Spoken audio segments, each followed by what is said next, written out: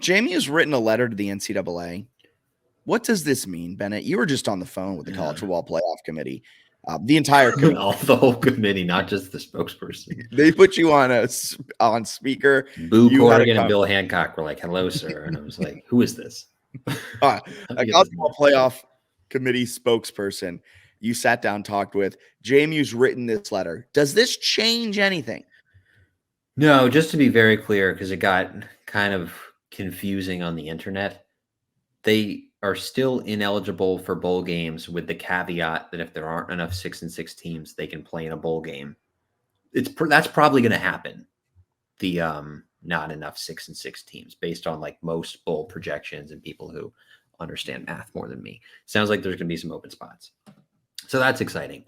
But the thing that JMU fans are sort of interested in, right, is playing in a New Year's Six bowl game, which you need to be eligible for the postseason. To be clear, like you have to be eligible before the 6-win nonsense happens to have a chance to play in a New Year's Six game and be ranked by the College Football Playoff Committee. So that has not changed from what we talked about a couple weeks ago. There was some like vague press conference stuff that some fans had taken and been like, are they changing their minds? No, like very explicitly no. So they can't play in a New Year's Six unless they get a waiver. I do think JMU writing the letter and actually like the school itself, the administration itself, pushing for another look at this, plus some of the lawsuit stuff. I could see it getting changed. I don't expect it to get changed. I would be surprised, but I think it has maybe a better chance of happening than it did like a week or two ago. Yeah. The Sun Belt chiming in huge. But yeah, like you said, if JMU is in a bowl game because there's not enough 6-6 teams, JMU is still ineligible for a bowl game. They are just first in line to fill a vacated slot. Yes. So JMU is ineligible until we hear back about this waiver if they get it. If they don't get the waiver, they can still play in a low-tier bowl to fill a spot, but JMU is still ineligible. It all comes down to this waiver. JMU wrote this letter, and they quoted mental health. They quoted COVID. They kind of threw the NCAA's mission statement back at them. I thought this was an exceptionally well done letter from JMU. I want to get your take on this because here's my thought. A lot of people are asking, why now? Why are we writing this letter now? Why didn't we write this 2 months ago after it was initially denied? Why have we waited? I think it's two things. I think they're capitalizing off the 9-0 momentum. I think this has nothing to do with the Michigan State win, even though it was released the next morning. If you see when it was dated, it was November 6th. So it was sent the night before. So it had nothing to do with Michigan State. The shade they threw at Michigan in there, the Wolverines, I think they're using that too to their advantage, because in the letter they essentially said, how can you let Michigan play in a postseason for breaking these rules allegedly, and you punish us for following every rule perfectly? And I think they have a really good point in that one. And I think that's what made them decide to write this letter. What's your thoughts on that?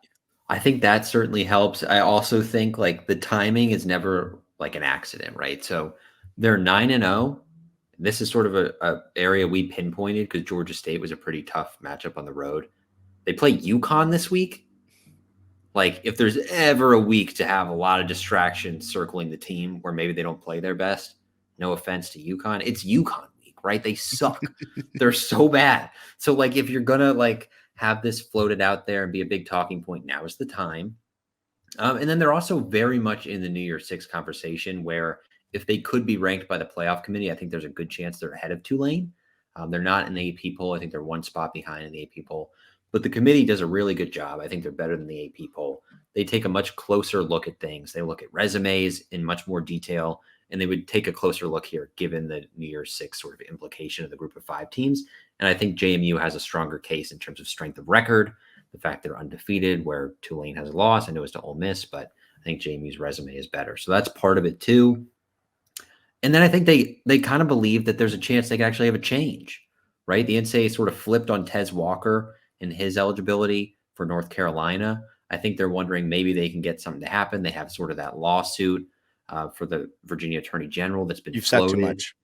maybe it'll happen, right? I have my civil litigation team, please. No, it won't happen. The elections were today and yesterday. But according to what we've heard, they're going to push it after It's the not election. happening. I think they could float it if they don't get it. I could see them floating it. We're not getting any lawsuit. I'm I so think they could pessimistic. float it. But anyway, regardless, I think they're pushing in the right direction. Yeah. The timing makes sense. Yes. We'll see what happens, I guess. My thing, and I'm interested in your take on this. It's a joke that we're in like mid-November and the NCAA hasn't just been like, F you, we told you the waiver decision. And the Sun Belt should be like, you know what, we're standing by it too. Like it's super frustrating that, and I know why the Sun Belt is doing it, and I get it, and they should, right, for the financial implications. But to be like, yeah, maybe in 3 weeks, maybe you will host a conference championship. And it's frustrating that the NCAA has not just been like, yes, you know what, we effed up the waiver, or no, like you answer. I mean, it's kind of insane that like you can appeal and appeal, right? Because didn't we already appeal the waiver? They had the waiver. I thought they appealed, and now this is just like another plea of like, hey, but we're really good. So it's also really funny to me that the Sun Belt now, and I get why they're doing it. Like you said, this is all business. Like at the end of the day, unfortunately, college football is a business. It's hilarious to me how evident that is with what the Sun Belt is doing now. For 8 or 9 weeks of the season, the Sun Belt was like, you can't play in our championship game. What can I tell you? So sorry. That's the rules. We're following what the NCAA does. And now all of a sudden you've beaten the best team in the East in Georgia Southern. You beat maybe the second best team record wise in Georgia State in both extremely convincing fashions. And then your remaining games against the East are App State at home, and App State has looked up and down all season, and Coastal Carolina, and there's most likely going to be a backup quarterback again for the Chanticleers in that game. And so I think the Sun Belt's sitting back and they're like, oh, crap. There's a good chance this team goes undefeated. There's a good chance that they could be in the New Year's Six. Guys, we got to come together. We're losing out on $4 million. Come together. We got to fight for them. We got to fight for them. This is it's very disingenuous to me. Again, I get the business side of it, but man, they really didn't hide any of that. Like they've just been so business first this whole time. And I'm not, some fans are like really mad at the Sun Belt. I'm not. I think the Sun Belt's pretty cool for the most part. It's just like a little irritating. It's just irritating. Yeah. My main thing is definitely on the NCAA. Like you just have to either like very firmly be like, shut up. Or you have to just switch the fact that they're deserving of a waiver. I think this is where some opposing fans get mad because they're like, why are you even still talking about it? Probably because the responses have not actually been that firm, and you've got the lawsuit floating. But then the fact that JMU is like more qualified for this waiver than any team has ever been, right? They've played the full FBS schedule last year. They're 17-3 since moving up. They have a pretty big budget. The facilities are great. Like they're clearly prepared to play in the Sun Belt.